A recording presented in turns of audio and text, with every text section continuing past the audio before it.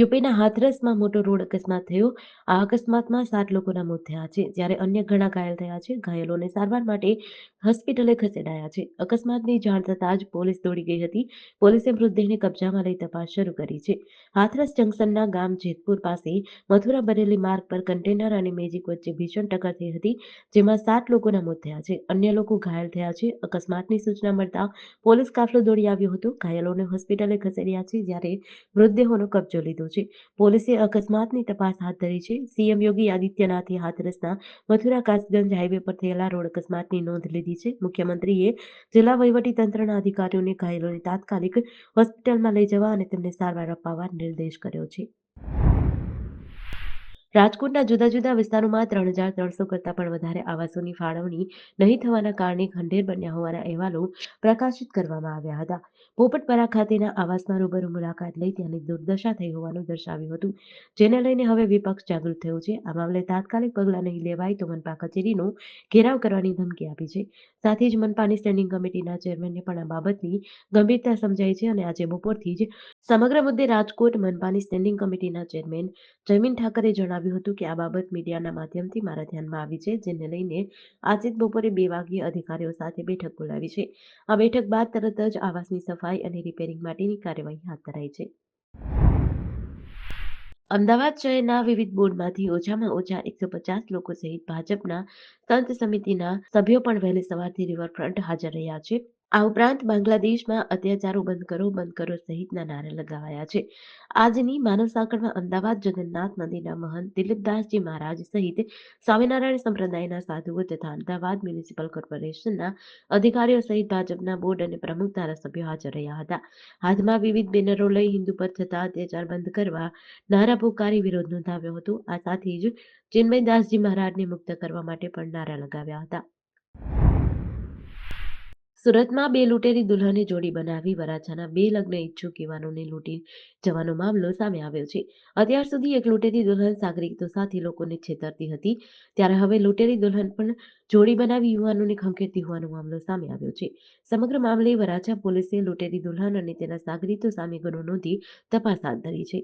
જ્યારે યુવક પોતાની પત્નીની શોધખોળ કરતા યુવતીના ઘરે ગયો ત્યારે પાડોશીએ કહ્યું, અહીં રહેતા લોકો લગ્નના નામે છોકરાઓ સાથે છેતરપિંડીથી રૂપિયા પડાવી લે છે, જેથી આ લૂંટેરી દુલ્હનોના અન્ય લોકો પણ શિકાર બન્યા હોવાની શક્યતા છે.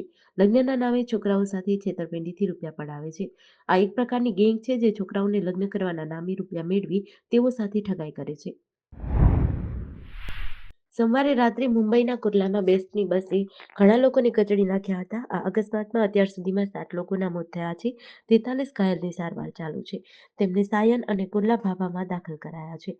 આ અકસ્માત Kurla west railway station road પર આંબેડકર નગરમાં થયો હતો. બસ કુર્લા સ્ટેશનથી અંધેરી જતી હતી. આ બસનું સંચાલન બૃહન મુંબઈ મ્યુનિસિપલ કોર્પોરેશન દ્વારા કરાય છે. કહેવાય છે કે આરોપી ડ્રાઈવર સંજય મોરે સોમવારે પહેલીવાર બસ ચલાવતો હતો. તે 1 ડિસેમ્બરે જ બેસ્ટમાં કોન્ટ્રાક્ટ ડ્રાઈવર તરીકે જોડાયો હતો. માનવામાં આવે છે કે તેણે બ્રેકને બદલે એક્સિલેટર દબાવ્યું હતું, જેના કારણે અકસ્માત થયો હતો. પોલીસે આરોપીની ધરપકડ કરી છે. મોડી રાતથી તે કસ્ટડીમાં હતો. બીએમસીએ જણાવ્યું કે આ અકસ્માત કુર્લાના બીએસએમ ખાતે એલબોર્ડ પાસે થયો હતો. બેસ્ટની બસ કુર્લા રેલવે સ્ટેશનથી અંધેરી જતી હતી. વીર નર્મદ દક્ષિણ ગુજરાત યુનિવર્સિટી સંલગ્ન વીટી ચોકસી લો કોલેજમાં કાયદાની જ અધ્યાપન પરંપરાની મજાક ઉડાવતી ગંભીર ઘટના સામે આવી છે. એક વિદ્યાર્થીને ગેરકાયદેસર રીતે રેકોર્ડમાં ફેરફાર કરીને ફર્સ્ટ ક્લાસ સાથે પાસ કરવામાં આવ્યો છે. આ ઘટના ફક્ત યુનિવર્સિટીની પરીક્ષા સિસ્ટમની પ્રામાણિકતા પર જ નહીં, પરંતુ સંપૂર્ણ શૈક્ષણિક વ્યવસ્થાની નૈતિકતા પર સવાલો ઉઠાવે છે. વીએનએસયુનો નાપાસ વિદ્યાર્થી 6 માસમાં ફર્સ્ટ ક્લાસ આવી જતા વિવાદ થયો છે. એપ્રિલ 2024માં કાયદા ફેકલ્ટીની 6ઠા સેમેસ્ટરની પરીક્ષા થઈ હતી, જેમાં એક વિદ્યાર્થી નાપાસ થયો હતો. રીઅસેસમેન્ટ અને રીચેકિંગના પરિણામોમાં પણ વિદ્યાર્થીનું નામ નહોતું, પરંતુ અચાનક જ આ વિદ્યાર્થીના માર્ક્સ સુધારાયા અને તે ફર્સ્ટ ક્લાસ સાથે પાસ થયો. કોલેજ સંચાલકો દ્વારા યુનિવર્સિટીને પત્ર લખીને આ ફેરફાર માટે ભલામણ કરી હતી, જેમાં વિદ્યાર્થીના ઇન્ટરનલ વાઇવા માર્ક્સ ગેરકાયદેસર રીતે વધારાયા હતા. પરીક્ષા વિભાગે રેકોર્ડની યોગ્ય તપાસ કર્યા વિના સુધારેલા પરિણામો જાહેર કરી દીધા.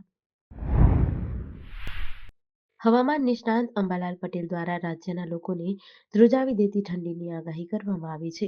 રાજ્યમાં આગામી 72 કલાક દરમિયાન અનેક જિલ્લામાં ગાત્રો થીજવતી ઠંડી પડશે. હવામાન વિભાગ દ્વારા પણ સૌરાષ્ટ્ર કચ્છમાં કોલ્ડ વેવની આગાહી કરાઈ છે. આજથી જ રાજ્યમાં લોકો કાશ્મીર જેવી ઠંડી અનુભવી રહ્યા છે. તાપમાનનો પારો એક જ રાતમાં 1 થી 6 ડિગ્રી ઘટી જતા લોકો ઠૂઠવાયા છે.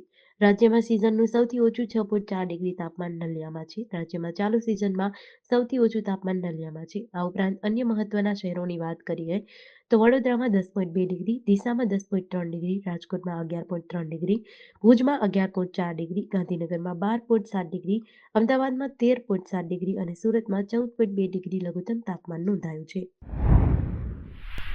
અમદાવાદના ઈસનપુર વિસ્તારમાં આવેલા ઘોડાસર તળાવ પાસે ગત શુક્રવારે એક વિદ્યાર્થીની લાશ મળી હતી. આ વિદ્યાર્થીનું ઇન્જેક્શનના ઓવરડોઝના કારણે મોત થયાનું સામે આવ્યું છે. 18 વર્ષીય વિદ્યાર્થીએ મિડાઝોલમ નામની દવાનો 3 ml નો ડોઝ ઇન્જેક્શનમાં લીધો અને ગણતરીની મિનિટોમાં મોઢામાંથી ફીણ નીકળતા મોત થયું. આ અંગે મૃતકની માતાએ ખાનગી હોસ્પિટલના કમ્પાઉન્ડર વિરુદ્ધ ફરિયાદ દાખલ કરતા પોલીસે રાજસ્થાનથી આરોપીની ધરપકડ કરી સાઅપરાધ મનુષ્યવધનો ગુનો નોંધ્યો છે. મિડાઝોલમ ઇન્જેક્શનનો ઉપયોગ સર્જરી પહેલા થાય છે. તેના દ્વારા ચિંતા અને તણાવ દૂર થાય છે. ઘણા કિસ્સામાં તે એનેસ્થેસિયાના જ એક પાર્ટ તરીકે ઉપયોગ કરાય છે. તે મગજમાં ધીમે ધીમે અસર કરે છે અને રિલેક્સેશન આપે છે. ઘણીવાર બ્રેઇન ઇન્જરીને કારણે તેનાથી જીવ જવાનું જોખમ રહે છે. સુરત જેને ડાયમંડ સિટી તરીકે ઓળખાય છે, ત્યાં હાલ હીરાની મંદીના કારણે દિવાળી વેકેશન પછી અનેક કારખાનાઓ અને ફેક્ટરીઓ શરૂ થયા નથી. તેની સીધી અસર હવે બાળકોના ભણતર પર પડી છે. વરાછા ઝોનમાં જ્યાં હજારો હીરાના કારખાના ફેક્ટરીઓ આવેલા છે, ત્યાં નાના લાખો રત્ન કલાકારો વસે છે. ત્યાંની નગર પ્રાથમિક શિક્ષણ સમિતિની સ્કૂલોમાંથી 603 જેટલા બાળકોએ એલસી લઈને અધવચ્ચે ભણતર છોડ્યું છે. આ સ્થિતિનું મુખ્ય કારણ હીરા ઉદ્યોગમાં મંદી હોવાનું મનાય છે. સમગ્ર વિશ્વમાં 100માંથી 90 હીરાના કટિંગ અને પોલિશિંગ સુરતમાં થાય છે. પરંતુ યુક્રેન રશિયા યુદ્ધ અને પછી આંતરરાષ્ટ્રીય પરિસ્થિતિઓના કારણે હીરા ઉદ્યોગમાં મંદી આવી છે. આ વખતે દિવાળી વેકેશન લંબાયું હતું. વેકેશન પછી પણ મોટાભાગની ડાયમંડ ફેક્ટરીઓ અને કારખાનાઓ ચાલુ થયા નથી. નગર પ્રાથમિક શિક્ષણ સમિતિની સ્કૂલોમાં રત્ન કલાકારોના બાળકો મોટી સંખ્યામાં ભણે છે. હવે આ બધી સ્કૂલોમાંથી 603 બાળકોએ ફોર્મલ રીતે એલસી લીધું છે. દસાડાના ચિકાસર ગામે નર્મદા કેનાલની ચિકાસર 2 માઇનોર કેનાલ અચાનક બંધ કરાતા ખેડૂતો પરેશાન થયા છે. આ અંગે તંત્રએ જણાવ્યું કે હાલ ફ્લડનું કામ કરાતું હોવાથી માઇનોર કેનાલ બંધ છે. જ્યારે રિપેર થાય ત્યારે ચાલુ થશે. જ્યારે ખેડૂતો દ્વારા અત્યારે જીરું ઉગવા માટે 10 દિવસે બીજું પાણી આપવાનું હોય તાત્કાલિક માઇનોર કેનાલ ચાલુ કરવા માંગ કરી છે. દસાડાના જીંજવાડા શાખામાંથી નીકળતી ઓડુ ડિસ્ટ્રિક્ટ કેનાલમાંથી નીકળતી ચિકાસર 2 માઇનોર કેનાલ ખેડૂતોને જાણ કર્યા વગર પાણી બંધ કરાતા ખેડૂતોની મુશ્કેલી મુકાઈ છે.